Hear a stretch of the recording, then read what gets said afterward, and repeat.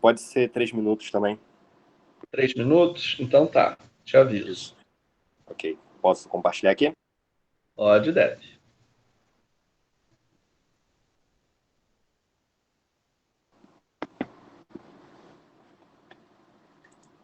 Tá aparecendo? Sim.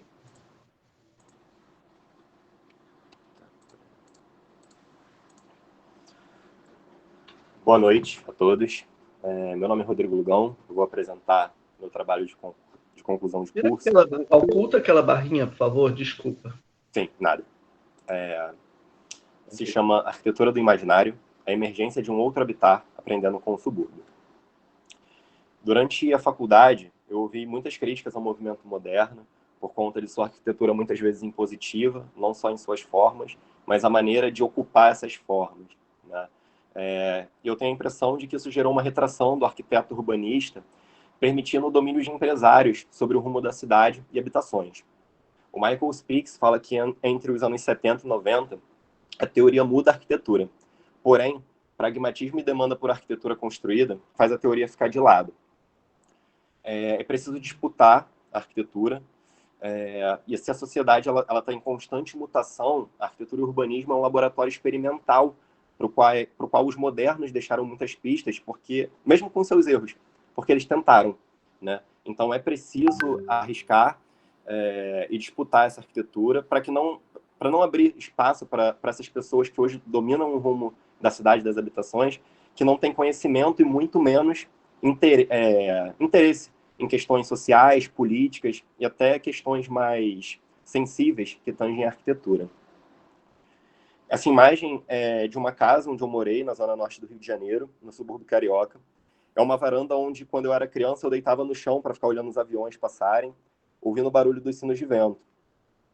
Quando eu mudei dessa casa para um apartamento, eu percebi uma diferença muito grande, que não era uma diferença só de espaço. Essa casa, anteriormente, me permitia um número muito maior de possibilidades. Parecia que o meu contato com o mundo tinha se tornado diferente. O título do projeto, Arquitetura do Imaginário, eu busco construir a partir de O Mundo como Representação, do Chartier, que é um historiador. O próprio título já fala muito sobre a ideia que eu quero construir de imaginário, e no texto ele conta como, até certo momento, a história foi vista como uma disciplina totalmente objetiva, normalmente contada pelos vencedores como uma história única. Em algum momento, ela ganha também um aspecto subjetivo, entendendo que, quando nós lemos a história, ela está contaminada pelo mundo de quem escreveu e também de quem a lê. A forma como a maior parte do que a gente conta, do que a gente vê do mundo, de como a gente lê o mundo, é o nosso imaginário. A maior parte dessas coisas está na ideia que nós construímos do que é o mundo, ou como ele deve ser. O Chartier chama atenção para uma coisa que é a forma. Um formato ou outro, como um livro ou um jornal, interfere na forma da leitura, na forma como nós lemos. E aí eu faço um paralelo aqui com a arquitetura, com a forma da arquitetura. Acontece que essa forma ela não é autônoma. Existe alguma coisa que se sobrepõe a ela, que é o cotidiano. Sendo assim, eu tomo a seguinte síntese: a arquitetura como um recipiente no qual se despeja um imaginário. E aí eu convido esse imaginário para ajudar a pensar o projeto de habitação, para que haja uma relação ética entre essas duas disciplinas, pensando que ideia de mundo o projeto busca construir com suas formas e escalas. No livro Quadro da Arquitetura no Brasil, é falado um pouco sobre... É dado um exemplo do que eu falo sobre arquitetura imaginário, e mostra como a produção e o uso da casa no Brasil colonial baseavam-se no trabalho escravo. As ideias que permeavam a sociedade sobre a forma como nós devemos ou podemos nos relacionar com o mundo, com outros seres humanos, eram refletidas na planta baixa, por exemplo, nas áreas sociais, aqui atrás, nas áreas de serviço, descoladas das áreas sociais. O meu projeto ele é na zona norte do Rio de Janeiro, no subúrbio, onde hoje existe um empreendimento Up Norte, que é um condomínio habitacional que fica próximo ao Norte Shopping e ao Engenhão. Aqui mostra uma aproximação desse terreno entre a Rua Piauí e Gonzaga de Campos. E aqui eu faço uma análise onde eu crio uma escala que eu chamo de escala, um extremo de escala doméstica, o outro extremo de escala de avenida, e entre elas uma escala intermediária. Nessa escala doméstica, no amarelo claro, eu tenho, por exemplo, casas de frente. Comércios de rua, eu digo mesmo assim, de ambulante. E eu pinto também as vias com essas cores. Nesse caso, é uma via extremamente doméstica, que você quase não tem comércio, o que também, nesse caso, se torna um problema.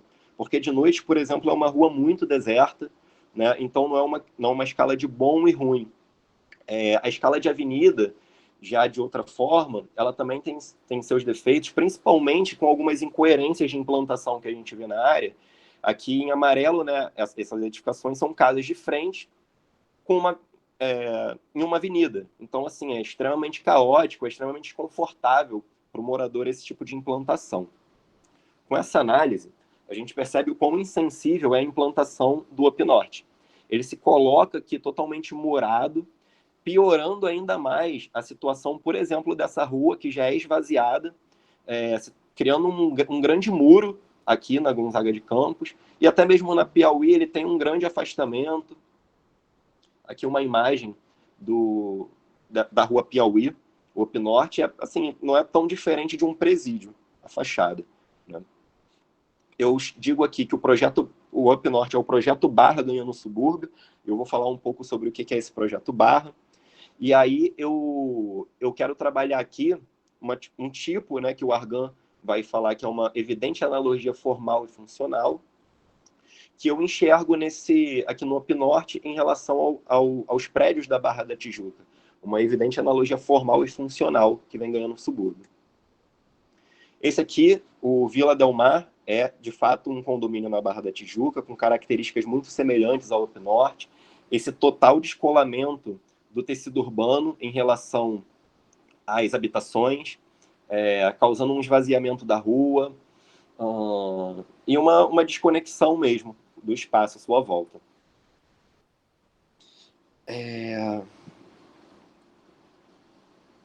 Aqui eu trago o Sennett falando no Carne e Pedra sobre o espaço apenas como passagem, segregação, desconexão com o espaço, medo do contato, experiência narcótica, corpo anestesiado.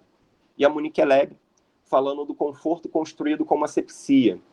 Eu trago o que esses dois autores falam, buscando entender a arquitetura do imaginário por trás da arquitetura construída do projeto Barra. Aqui, rapidamente, as plantas mostrando o interior desses apartamentos.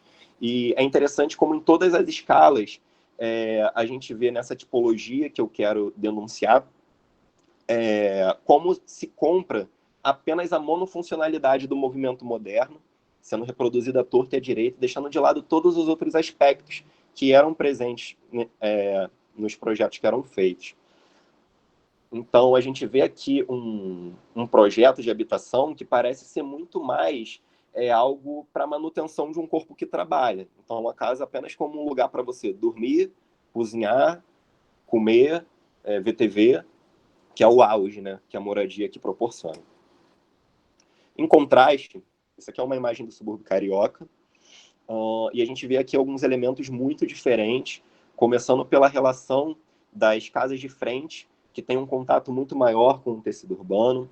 É uma rua que tem um movimento muito interessante, as pessoas caminham por aqui, andam de bicicleta, levam um cachorro para passear, os vizinhos normalmente se conhecem, e aqui a gente consegue ver uma manifestação coletiva nessa rua. Os moradores, em um evento, eles se reuniram para poder enfeitar a rua, né? Então a gente tem identidade, a gente tem uma ideia de comunidade aqui.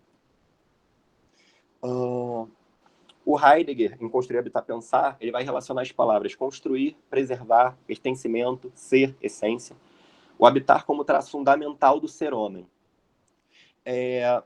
Uma grande questão aqui no projeto, nessa, entre aspas, denúncia do projeto Barra dominando o subúrbio, é que o Projeto Barra não comporta essa cultura do subúrbio, essas manifestações que a gente vê, por exemplo, nessa imagem. Além de problemas de segurança pública.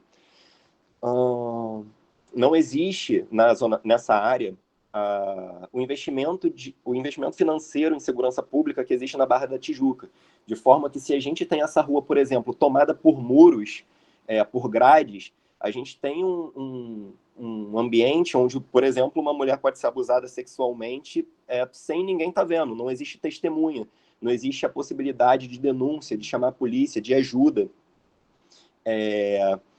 E aí, assim, a partir do Heidegger, eu vou tomar aqui habitação no sentido de residência, onde habita o corpo físico apenas, né, um corpo que trabalha, e o habitar como um abrigo também para o imaginário, onde existe memória, afeto, pertencimento, que vai juntar aí corpo, memória e identidade. O preservar, ele é destacado aqui, porque uma ideia forte no projeto é de preservar uma cultura existente no subúrbio, que com certeza vai morrer caso o Projeto Barra continue tomando os espaços do subúrbio. A Jane Jacobs, em Morte e Vida de Grandes Cidades, ela aponta alguns itens que garantem uma certa manutenção do habitar no bairro, né? A nítida separação entre espaço público e privado, olhos para a rua, usuários transitando ininterruptamente na calçada. Esse tráfego de usuários, são os pedestres, por exemplo, ele é muito proporcionado aqui nessa região da foto pelo comércio presente em toda a esquina, por uma variedade de usos e que cria movimento, faz com que as pessoas que podem olhar aqui de dentro da casa para fora tenham mais interesse em olhar para a rua, isso gera mais segurança, crianças podem brincar na rua, é comum nessa área idosos colocarem cadeira de praia para olhar o movimento no final da tarde. Então, tudo isso eu busco preservar nessa pesquisa e no projeto. Então, vai ser usado o entre como estratégia de ataque no meu projeto, para pensar um projeto especulativo no terreno que foi apresentado, pensando uma alternativa à implantação existente. Eu busco, com esse projeto, desenvolver um tipo de repertório, junto com o que eu aprendi com o subúrbio e também com lições de arquitetura, do Hermann Hertzberger. É um repertório de soluções espaciais coerente com uma qualidade de habitar que não existe no projeto Barra, coerente com o que eu busco preservar no subúrbio. Para isso, eu elaboro 6 perguntas para guiarem essa qualidade de habitar. O quanto é possível imaginar crianças brincando num espaço cotidiano? O quanto é possível imaginar relações informais entre vizinhos? Relações informais com estranhos? O quanto se abre de possibilidades de usos não definidos? O quanto é possível construir em coletivo sem perder o resguardo do indivíduo? E se conectar com a cidade sem perder o abrigo da moradia. A primeira estratégia de ataque é o térreo, como o entre a rua e o condomínio.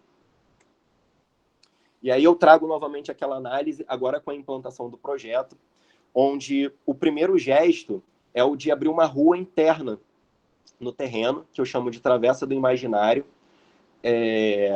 para onde vão ser voltadas casas de térreo, casas de frente, e que tem todas aqui em amarelo, né, entendendo que agora elas estão voltadas para um espaço muito mais confortável, diferente dessas aqui que estão direto na avenida. Então, abrindo o terreno, eu consigo voltar essas frentes para um espaço mais doméstico.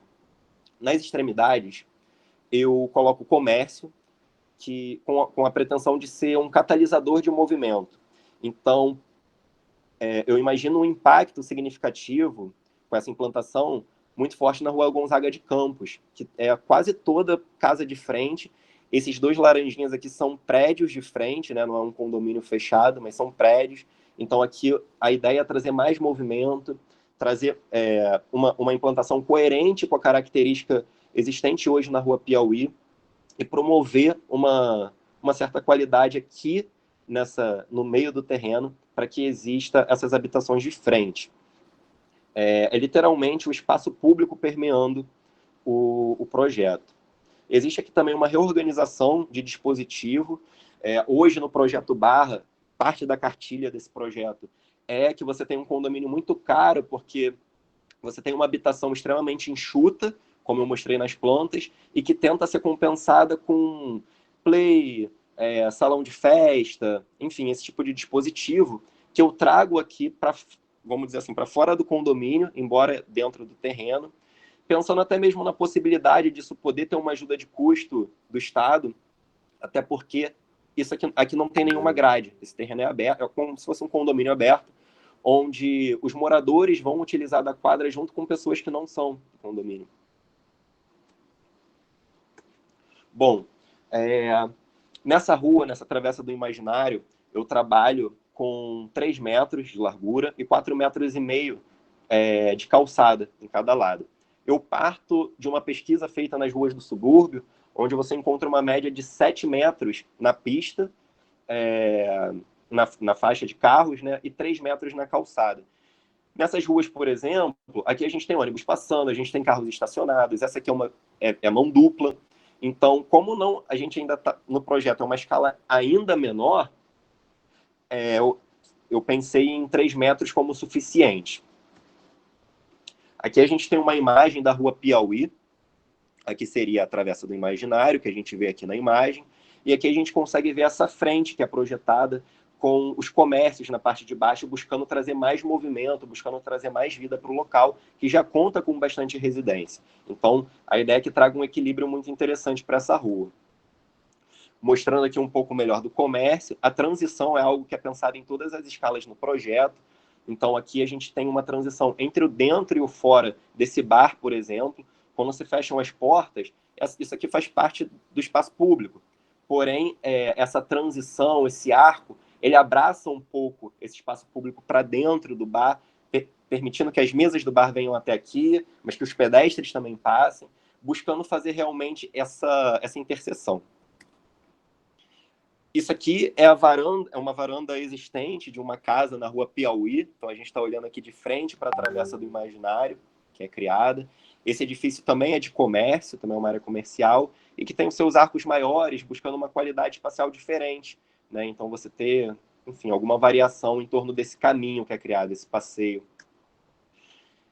3 minutos, tá? Oi? 3 minutos. Meu Deus. Esse portal ele é criado como uma passagem mesmo do dentro e fora do terreno, como aparece no Lições de Arquitetura do Hetzberger. Aqui a Travessa do Imaginário, onde eu busco preservar esses usos que eu citei anteriormente, que existem no subúrbio. Aqui algumas referências de casas já existentes no subúrbio. Essa aqui é a frente do térreo que eu penso, buscando uma área onde tanto pode acontecer, por exemplo, um comércio de janelão, que é muito comum, onde isso aqui que não é uma garagem, normalmente existente aqui no subúrbio, mas que permite abrir isso e estar mais em contato, igual aqui na imagem, com a rua, mas também preservando o interior. Isso também permite criar mais identidade para essa Travessa do Imaginário, uma vez que, como o Hetzberger mostra, esse tipo de espaço permite que o morador coloque plantas, decoração. Aqui mostrando um pouco das possibilidades criadas nessa Praça do Imaginário. Atividade física, feira, eventos. Circulação é o próximo ataque, que é o entre o condomínio e a casa. Então aqui o corredor, em vez de ser dessa forma, como manda a cartilha, ele tem rampas, ele é muito mais amplo, ele tem 1,10 m de largura aqui nos corredores, propriamente, a rampa também, então permite acessibilidade, permite um contato visual entre os diferentes pavimentos. Aqui a gente tem escada. E esse corredor, ele tem aberturas para um corredor do apartamento, que aqui também ganha 1,20 m de largura, possibilitando não só a passagem, mas que seja feito um home office, um escritório, closet, uma brinquedoteca, desafogando o quarto. Cozinha, também podendo criar uma despensa aqui. Então, o projeto não propõe quartos maiores, salas maiores, mas propõe interseções, respiros entre essas coisas. Aqui é uma vista do corredor, as janelas altas que eu menciono. Essa cobertura tem essa parte translúcida, permitindo a entrada de iluminação natural, e aqui nas extremidades ela é vazada. Aqui um exemplo que o Hetzberger dá, de um outro exemplo, de um outro projeto, que também tem essa conexão visual em diferentes pavimentos e uma cobertura translúcida. O corredor interno do apartamento, com possibilidades de uso. E a última estratégia de ataque é a varanda, o entre a casa e o mundo. A varanda aqui, ela cria diferentes tamanhos de apartamento, fatalmente criando diferentes custos. Então, a ideia é que o projeto não seja feito para uma classe econômica específica, mas que exista também uma diversidade nesse sentido. Bom, aqui é o térreo. No térreo, a gente tem o que talvez seja o elemento mais potente do projeto, que é o quintal, para os apartamentos de térreo que são voltados para o fundo. E em todo apartamento a gente tem esse elemento que é como se fosse um prisma de iluminação, que ele vira tipo uma pré-varanda. Então, ele tem um piso já diferente da sala, é um local onde as pessoas podem estar botando planta, enfim, serve como uma transição. É um outro espaço, não é uma sala, não é uma cozinha, é um novo espaço para que novas coisas possam acontecer. Aqui a gente tem a fachada, vendo da rua Piauí, então dá para ver bem a permeabilidade desse edifício. Aqui a possibilidade, né, de plantas no guarda-corpo. A varanda da cobertura. A varanda do primeiro pavimento. Aqui a gente consegue ver a proximidade que ela tem com a rua. Aqui mostra um pouco melhor o tal prisma de iluminação que eu falei, que eu chamei de pré-varanda. A varanda, propriamente. Aqui, uma que está voltada para os fundos, onde a gente tem uma área verde comum. Então, não é um play, não é um salão de festas, é uma área que não tem um uso definido, mas que pode servir também para essas coisas. E que talvez, quem sabe, os moradores não peguem e queiram fazer uma horta comunitária, não peguem para fazer um pomar. Essa área aqui, essa área comum, e existe uma transição para o quintal, que é privado, mas aqui o projeto ousa não ter um portão, né? Uma vez que isso não dá para a rua, dá para o condomínio, que tem uma restrição maior de quem entra e quem sai. Tem essa área de transição que protege a privacidade do quintal, mas que também não separa com um portão. Aqui um exemplo de um espaço parecido do Lições de Arquitetura, no caso em uma escola. Pode ser um espaço até mesmo de espera, um espaço de transição. O interior do quintal. E eu finalizo com a Jane Jacobs, com algo que ela fala que acompanha o projeto desde o seu início, que é: talvez tenhamos nos tornado um povo tão displicente que não mais nos importamos com o funcionamento real das coisas, mas apenas com a impressão exterior, imediata e fácil que elas transmitem. Se for assim, há pouca esperança para nossas cidades e provavelmente para muitas coisas mais em nossa sociedade. Mas não acho que seja assim. Muito obrigado, gente. Bem, passou 2 minutos e meio. Vou passar imediatamente aqui a palavra ao Gabriel, nosso convidado externo. Obrigado novamente, Gabriel, pela disponibilidade, a despeito do avançado aqui da hora.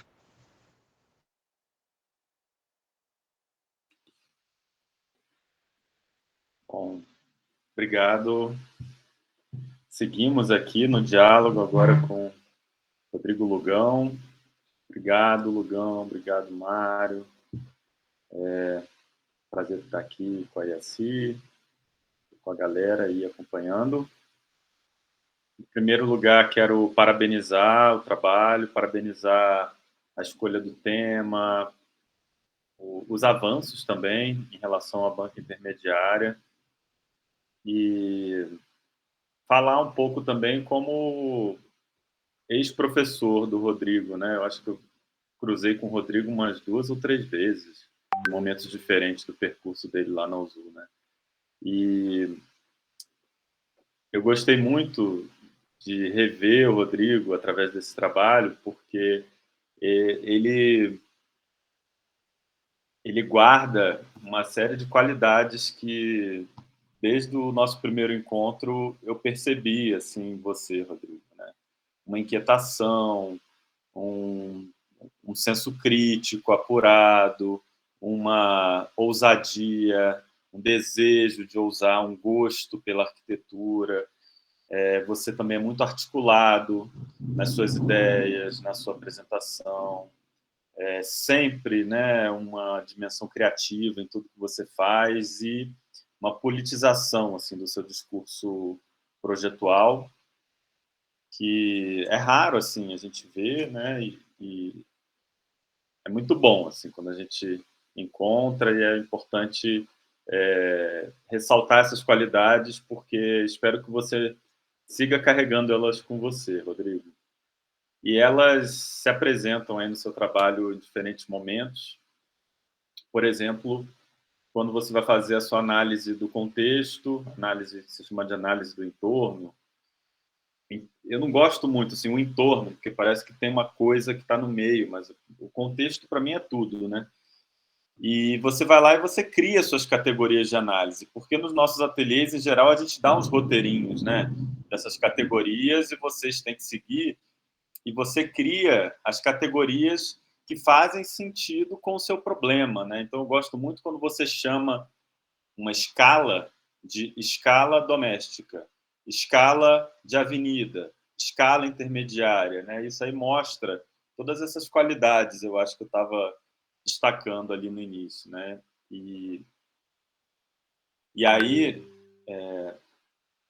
eu acho que o trabalho, ele mostra, né, que há desejo ainda, né, de disputar os imaginários. Como é bom ver isso, né? Entender que imaginário é produção de mundo, tem uma dimensão poética na política, arquitetura e urbanismo, né? Podem ser poéticos e políticos. A gente está disputando com as nossas ideias produção de desejo também, contra aquele rolo compressor do mercado imobiliário, né, que é muito forte. Ele molda os imaginários, ele molda os nossos desejos do que é morar, do que é o bom, né, o que é boa moradia, o que é a má moradia, o que é bonito, o que é feio, o que é de bom gosto, o que é de mau gosto, o que é cafona, o que não é, né? E aí você traz essa provocação de aprender com o subúrbio carioca, que eu acho muito boa. Acho que você conseguiu focar mais agora na versão final. Lá na intermediária tinha uns outros atravessamentos, né, teóricos que a gente comentou. Enfim, não vou entrar em detalhes aqui, mas eu acho que agora está mais coerente, está mais focado. Eu acho que foi bom assim o ajuste que você fez, buscando apresentar um adversário, né, que é o apartamento da Barra. O projeto Barra, como você chama, né, que eu acho ótimo. Eu acho é, tem um humor aí, né, tem um sarcasmo, né, o projeto Barra. Então você vai buscar lá no Argan, né, na teoria dos tipos, o estudo dos tipos, identificar isso como um tipo, né, a condominização do habitat, a condominização da vida, como um tipo 1 do seu trabalho, e o tipo 2 é a casa de rua de subúrbio, né? Sendo que o 1 é a negação da rua, né?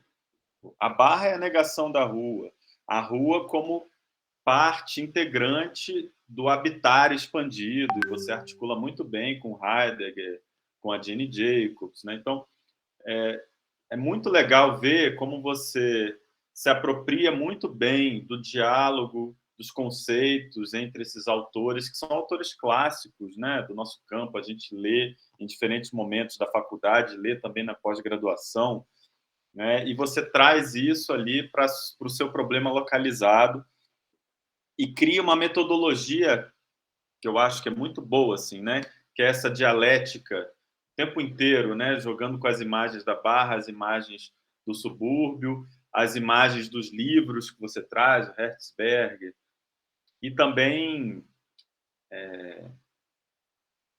eu acho que trazendo, né, essas ideias todas como elementos para construir partido, né? Partido arquitetônico a partir de perguntas. Aquelas 6 perguntas que são um slide seu, acho elas fantásticas, são muito boas, né? E aí as perguntas elas se dirigem ao imaginário. Eu acho que isso funciona muito bem, né? O quanto é possível imaginar relações informais com estranhos? O quanto é possível imaginar crianças brincando no espaço cotidiano, né? Usos indefinidos e por aí vai. Então, acho que você consegue fazer uma articulação muito legal assim, né, no seu discurso projetual. Você vai chegando aí nas suas categorias, você vai falar do entre, você vai falar do térreo, você vai falar da praça, né, da, da necessidade de você pensar uma praça como calçada, a calçada como praça, a circulação, o quintal, né? E essas imagens comparativas elas funcionam muito bem, assim como as montagens que trazem os corpos e as cenas do subúrbio, né? Eu acho que isso é muito importante para aquilo que você se propõe, que é criar imaginário.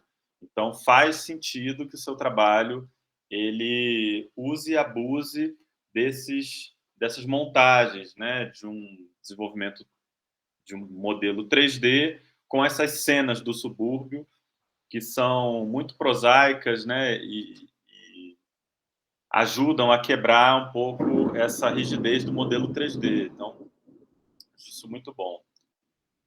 Bom, aí entrando no projeto, né, tentando falar um pouquinho de projeto que me cabe como arquiteto aqui.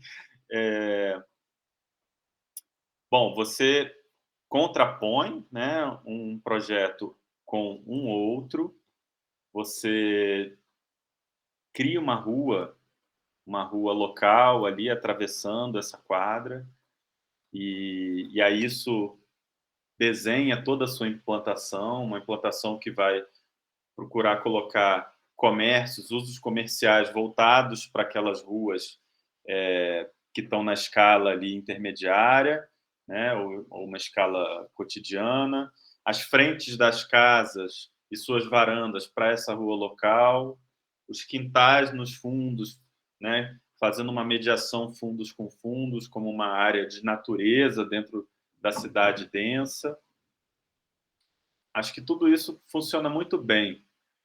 Quando você apresenta aquela praça interna, né, no momento que abre, você faz uma quebra assim, né, daquela sua linha de edificação para construir uma praça interna, eu fiquei me perguntando assim, se você não foi por um caminho aí muito fácil do campo, sabe?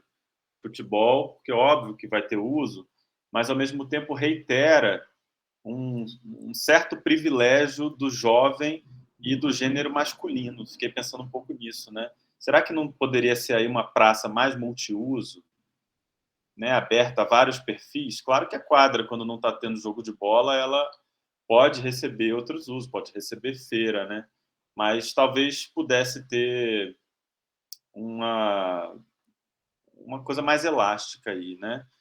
E aí, entrando um pouquinho na arquitetura, para mim não ficou claro assim como essa cobertura se sustenta. Assim, você faz uma laje assim fininha, não consigo entender, né, como é que esse grande vão é vencido. Acho que você não conseguiu ter tempo de desenvolver isso, mas o desenho, né, torna essa questão assim muito evidente. Também acho que aquela circulação interna, né, dos apartamentos, embora seja melhor do que a do padrão Barra, ainda poderia ter uma riqueza um pouco maior, sabe? De elementos. Ela tem ali as portas, aquelas janelas altas, mas será que não daria para trazer um pouquinho daquela ideia da compensar um pouco, né, aquela varanda tão generosa para uma área interna? Aqueles exemplos do Hertzberger, eu acho que eles têm um pouquinho mais de possibilidades e, inclusive, na sua imagem não tem também as apropriações, né? Eu acho que tinha que ter aí também as apropriações, tá?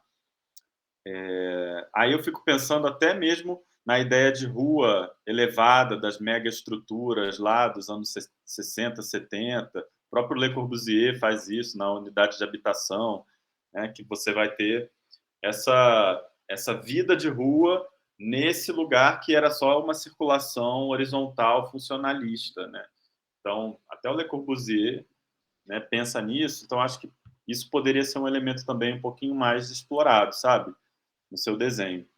E, assim, para finalizar, eu sinto falta do basicão ali, que é uma planta de térreo geral, planta do pavimento tipo completa, cortes, que eu não vi, né? A gente precisa de corte, já que você se lança ao desenho, E não é um desenho, assim, puramente especulativo, é um desenho que está aí, ele tem dimensões, você tridimensionalizou ele, né, dava para ter corte.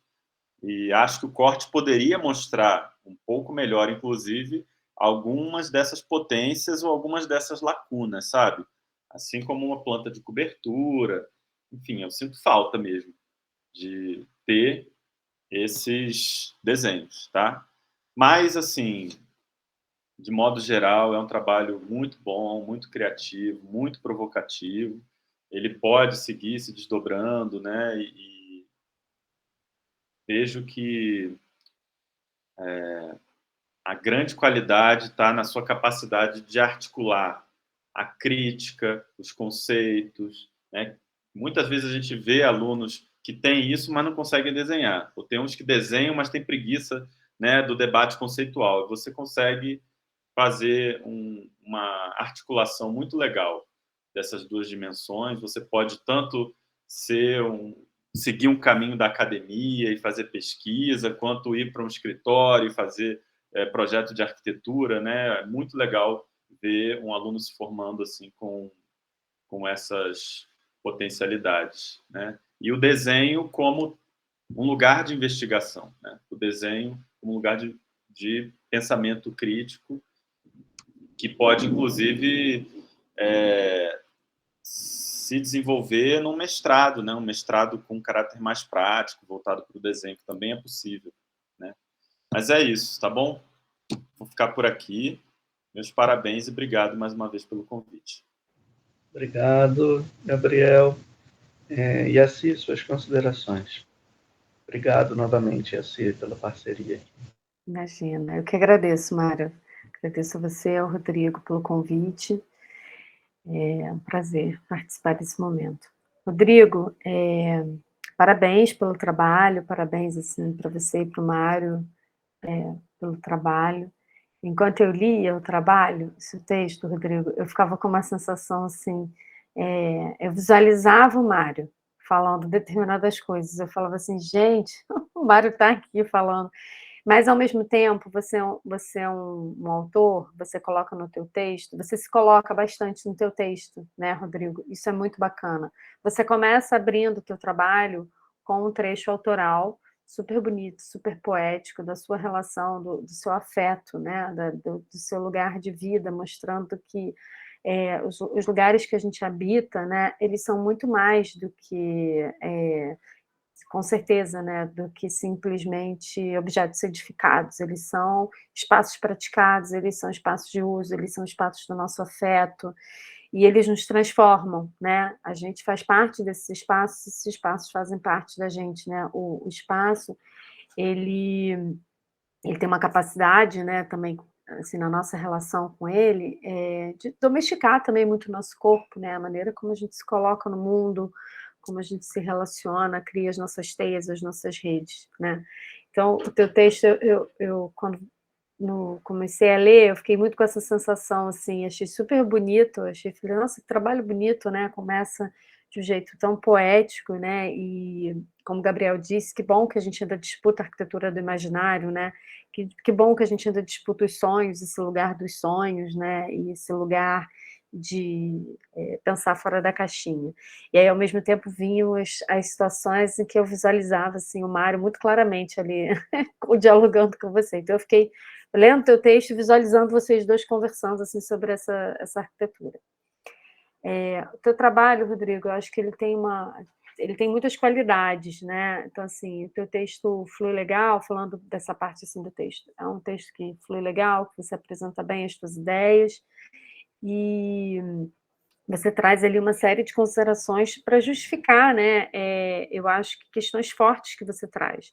Você traz uma questão assim do ataque, né? Você traz uma postura assim do ataque, mas você constrói uma argumentação para se colocar nesse lugar, né? De enfrentamento, porque é super forte quando a gente diz assim, né? Nomeia, né? Como ataque. Mas esse enfrentamento ele vem costurado, tá?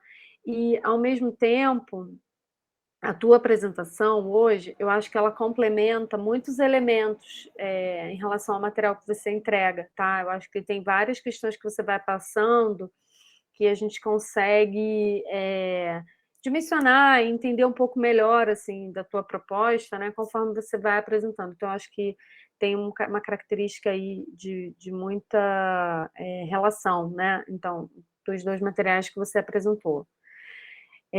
Além disso, eu acho que realmente fantástico, como o Gabriel falou, né, essa provocação que você faz de aprender com o subúrbio, né, porque isso parte de um lugar em que você opera várias disputas, né, você opera uma disputa em termos do projeto de arquitetura, né, do projeto de urbano, você opera uma disputa de cidade e você opera a costura dessas disputas.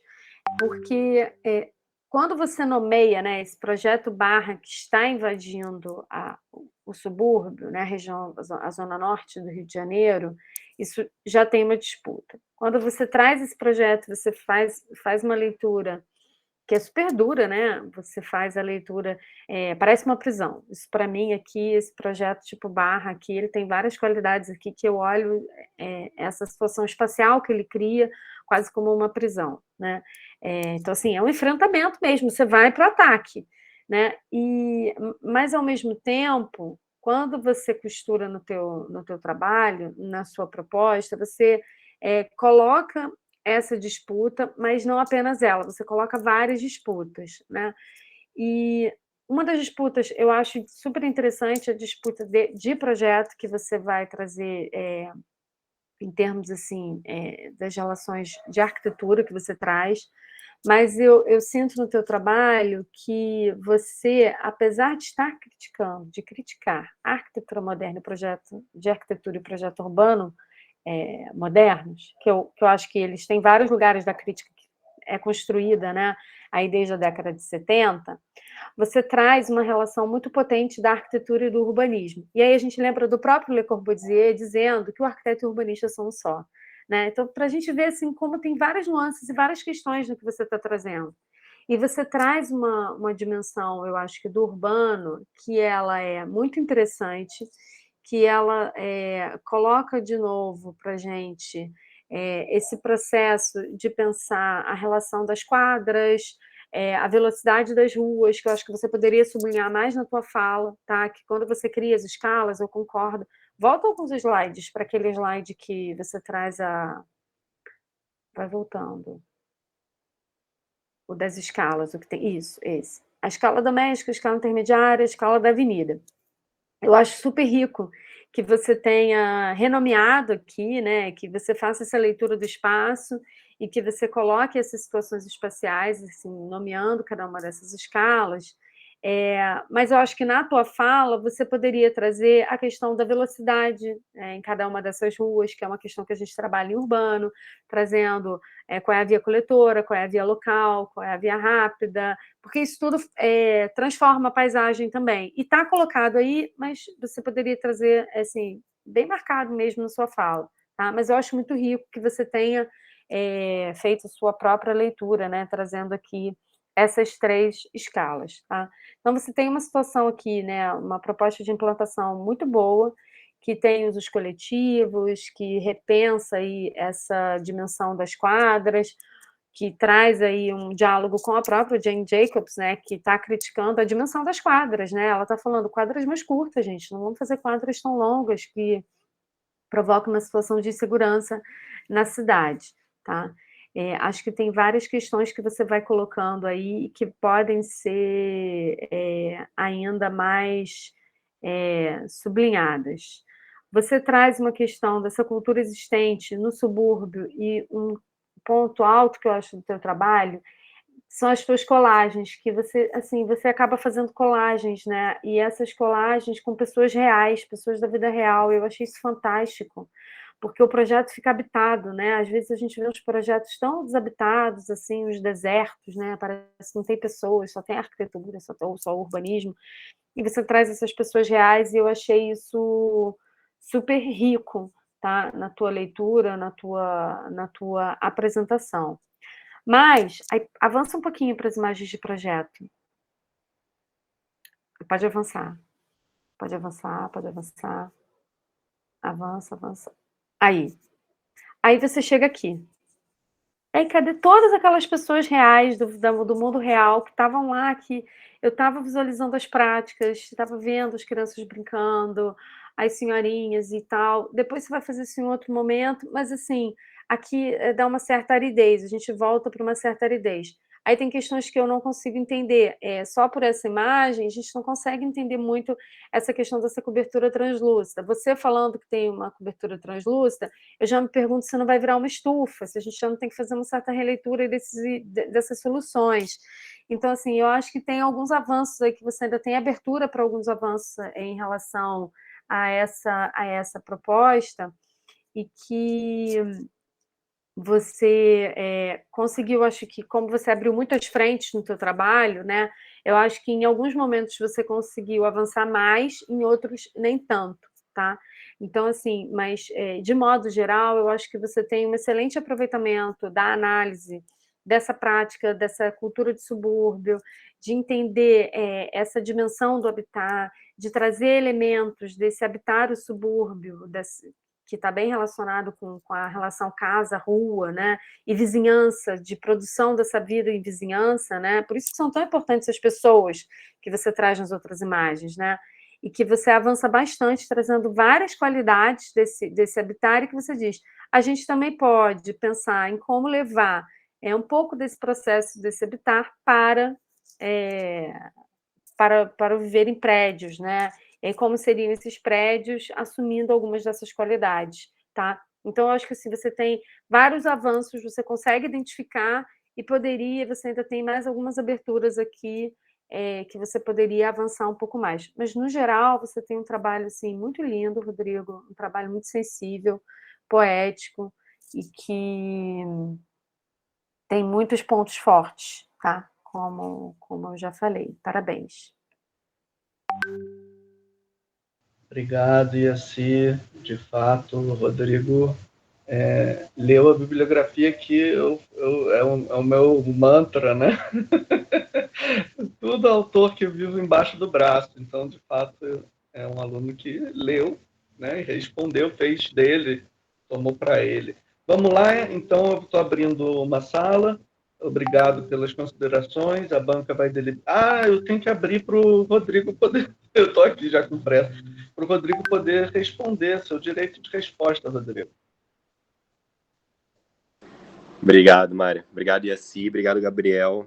Obrigado também a todo mundo que pôde participar e tirar um tempinho para me prestigiar.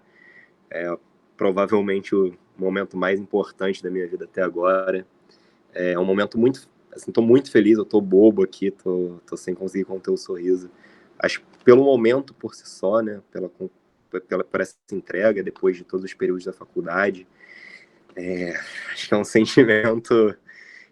assim, é muito sentimento junto, vou tentar não me estender tanto, mas desde o pior, assim, que eu já senti, que é de em algum momento me ver na necessidade de estar fora da faculdade, de trancar, né, e ver meus colegas no Ateliê Terra fazendo coisas incríveis e não poder estar ali, né, estar acompanhando por rede social assim, é uma dor muito grande, e depois poder retomar, né, e nesse momento, por algum instante, realmente pensar que não estaria aqui hoje, né, que não me tornaria arquiteto, mas também o melhor, que eu já senti, que é de estar na sala de aula e ouvir vocês falando e me encantar com aquilo, e realmente sentir, assim, o coração bater mais forte, me animar muito em ver o quanto a arquitetura pode ser uma ferramenta potente em ajudar algumas transformações, e que se transforma em desespero de, né, ver esses professores falando e pensar, caralho, eu estou muito atrás, eu tenho que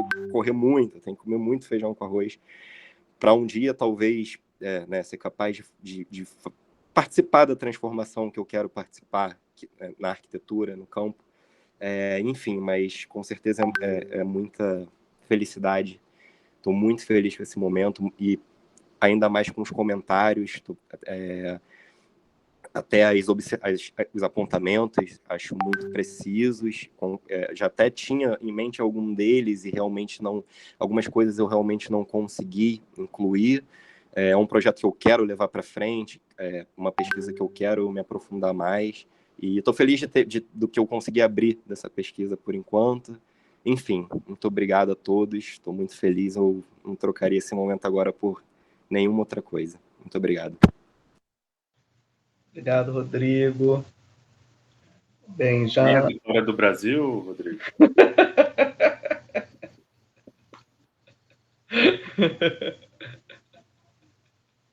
Oi, Gabriel, não ouvi o que você falou, deu uma travada aqui. Você falou, não trocaria por nada esse momento. Pô, nem a vitória do Brasil? Ah, muito menos, pô. Resposta correta. Bem, meus caros, já abri um link novo para vocês. Aguardo vocês lá na outra sala para a gente deliberar.